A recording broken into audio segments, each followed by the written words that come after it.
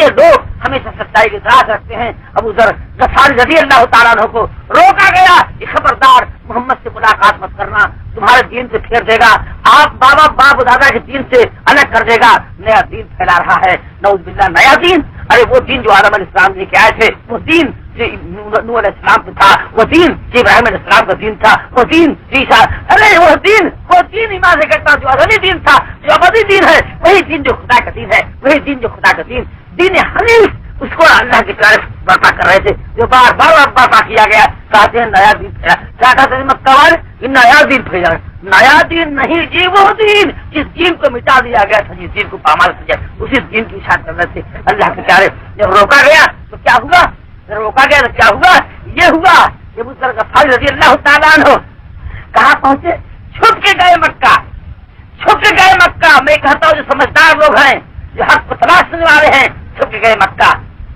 اور 3 دن تک حضرت علی کے مہمان رہے. جلدی سے کہہ حضرت علی کے مہمان 3 دن تک رہے. 3 دن کے بعد حضرت علی رضی اللہ عنہ سے پوچھا.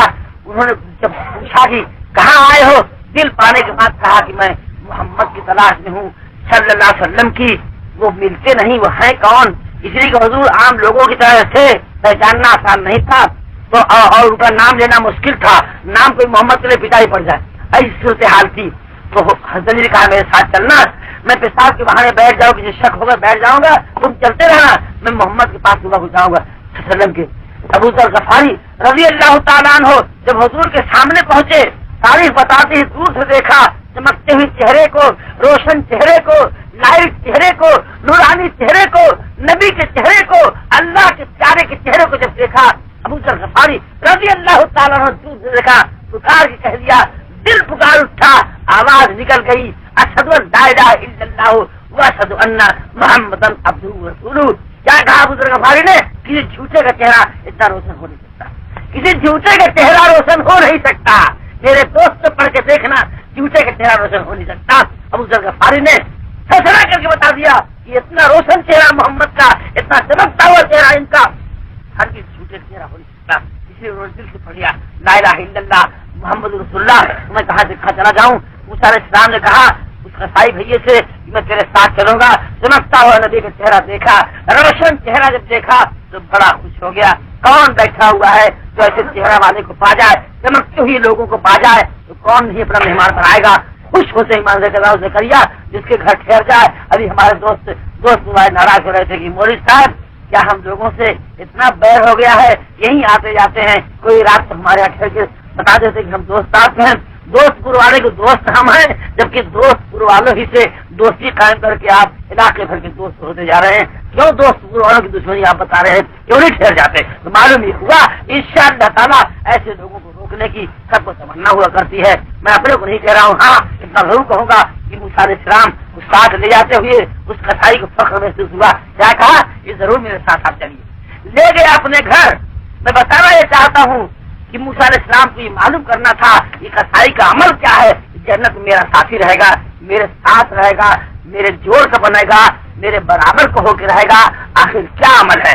تو موسیٰ علیہ السلام کا بیان ہے کہ وہ لے جا کے مجھ کو اپنے گھر بیٹھا دیتا ہے، مجھ کو بیٹھا دیتا ہے.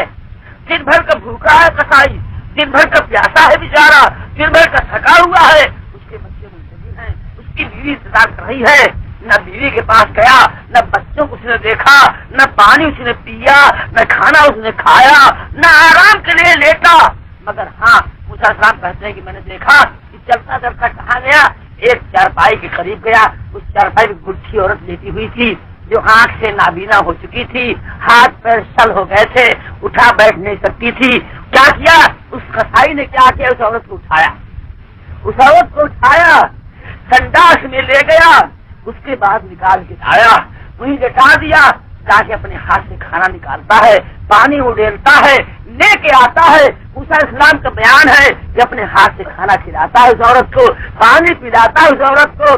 جب عورت کھا پی کے سیر ہو جاتی ہے، اسی چارپائی پہ لٹا کے وہ قصائی لٹانے کے بعد کیا کرتا ہے کہ کبھی پیر دبا رہا ہے، کبھی سر دبا رہا ہے، کبھی پیر دبا رہا ہے، کبھی سر دبا رہا ہے.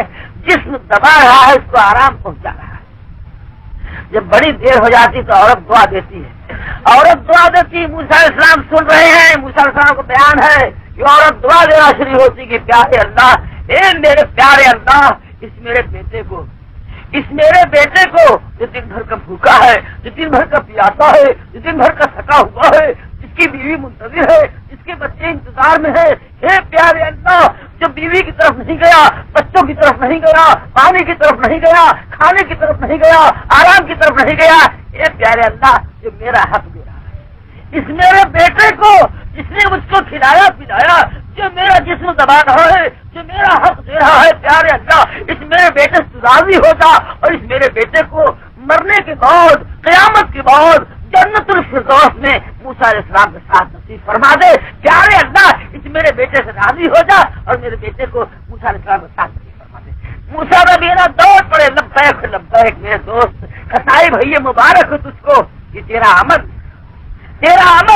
ماں کی خدمت گزاری خدا کو کھا گئی، اور تیری اماں کی دعا خدا نے سن لی۔ بوڑھوں کی دعا نہ وہ سنا کرتا ہے، بوڑھوں کی دعا خدا کبھی لوٹایا نہیں کرتا۔ اے میرے کسائی بھیا، تیری اماں کی دعا خدا نے سن لی ہے، اور تیرا یہ عمل دن بھر کی بھوک پیاس سے تو نے ماں کی خدمت کو قربان کر دیا ہے، خدا تجھ سے راضی ہو گیا ہے۔ آج ہی کوہ طور پہ